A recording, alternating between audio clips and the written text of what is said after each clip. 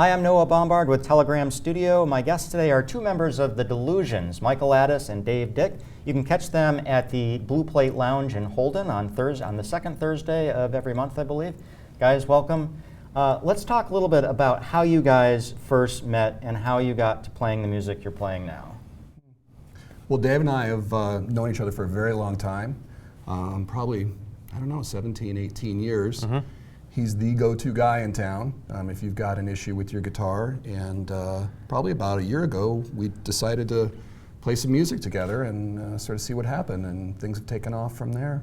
Now your backgrounds are very different. Mm-hmm. Dave, tell me a little bit about you're well known for your banjo playing, yes. and your background in bluegrass. Mm-hmm. The music you guys do is not bluegrass, and not banjo. I thought it was bluegrass. No, and that was the interesting thing for me was that at one point Michael had a gig and sent me a note and said, "Hey, bring a guitar and an amp and come just sit in with me and play." And it coincided with a period of time when I was experimenting with electric guitar and thinking about learning it more seriously than I ever had done. It was a great opportunity, and we had a great time that first night and decided to keep playing together. Yeah. So what was the process from then? Because then you've got another member of your Right. group, and sometimes there's occasionally a fourth member who sits in. Right. How did things kind of gel? Well, our process is extremely loose. That's why you can see where the band name came from.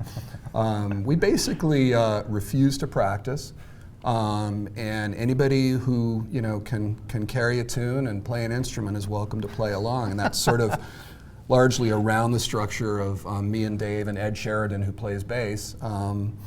We don't have set lists. It's a fairly, it's kind of like how we want to approach life outside of work. Now, how do you guys pick the music you play, and how do you describe the music you play? Because as I said, you've got different backgrounds, and you've been playing music for a long time. Yeah. You were in Irish bands before.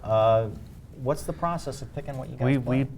In the moment, we pick a song to play, whether anybody knows it with the others. I might pick a song that these guys never have played, or Ed might pick something that we haven't heard, and we play spontaneous. It's very organic and spontaneous with us. It is organic, and most of the vegetables that we consume as well are organic, and our overall approach is, but no, it's true. I mean, the thing is, too, that it's not a sort of a random pairing musically. I mean, Dave has a very strong bluegrass background. I was born in Oklahoma and learned to play guitar by copying Southern rock licks.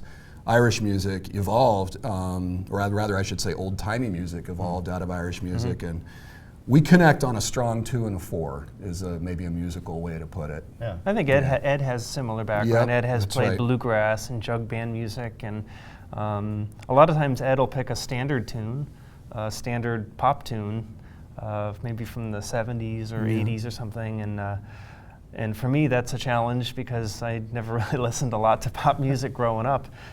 So it's fun for me. I have to utilize just listening and following along. It's really fun. But you guys kind of wind up with your own sound to that tune by bringing your various backgrounds. Because even for me, again, I don't know the signature licks. Yeah. It might be a song from Eric Clapton's repertoire, and I don't know the riffs because I've never heard the song before. Yeah. And these guys said, "Play the way you play." Yeah, that's right. So it's enjoyable for me. Some listeners might wonder, they're not playing it the way it's supposed to go, but we put our spin on it. Yeah, that's right. You guys have both been playing the music scene in the area for a while. How has it changed over the last decade or so? In terms of what people want to hear, in terms of the ability to reach a new audience? I'm probably not a good source for that answer, being a bluegrass guy and playing kind of in that field. I would say gigs are probably harder to get now than they were a couple decades ago. In terms of Worcester, I've only been playing out for the last year and a half or two, and I find it incredibly open as a city and as a place to find gigs, and the diversity of music too. As an outsider, when I came here in '95, there wasn't the diversity of Americana and roots music and jazz. I mean, you didn't have Vincent's and Nick's and the Delusions. And And now we do. And now we do. Well, you guys are going to play a couple songs for us today. Tell me a little bit about what you picked and why. Well, the first tune we're going to play is by one of my favorite songwriters from San Francisco, Chuck Prophet. It's called Storm Behind the Sea, or Storm Across the Sea, I should say. And then the second one is one that I think really sort of reveals the connection that we have musically. It's by Mark Knopfler from the Ragpicker's Dream, and it's called Marbletown. Mm-hmm. Excellent. So we're going to listen now to Michael Addis and Dave Dick playing us some good tunes.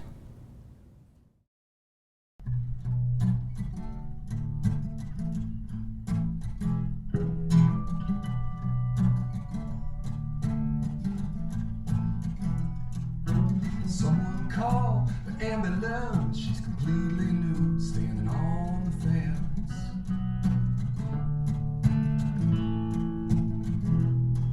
She's about to fly off on the doctor quick. She's a house on fire whenever she gets lit.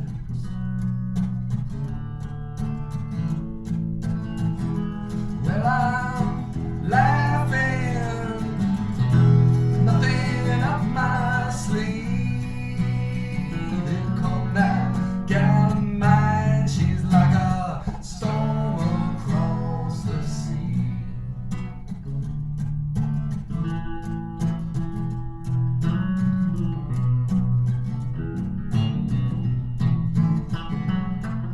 She broke my heart when she pawned my ring, and she stole it back with tomorrow break.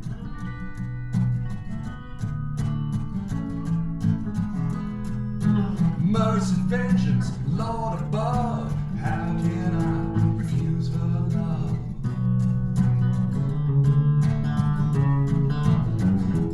Well, I'm laughing with nothing up my sleeve. Here come that gal of mine, she's like a storm across the sea.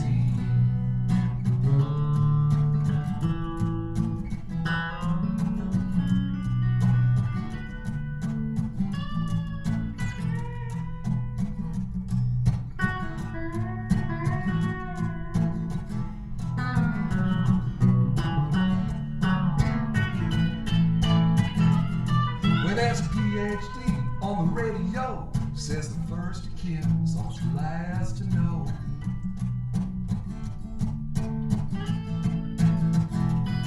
And then she grabs the dice, she jumps up on my lap, starts to lick my face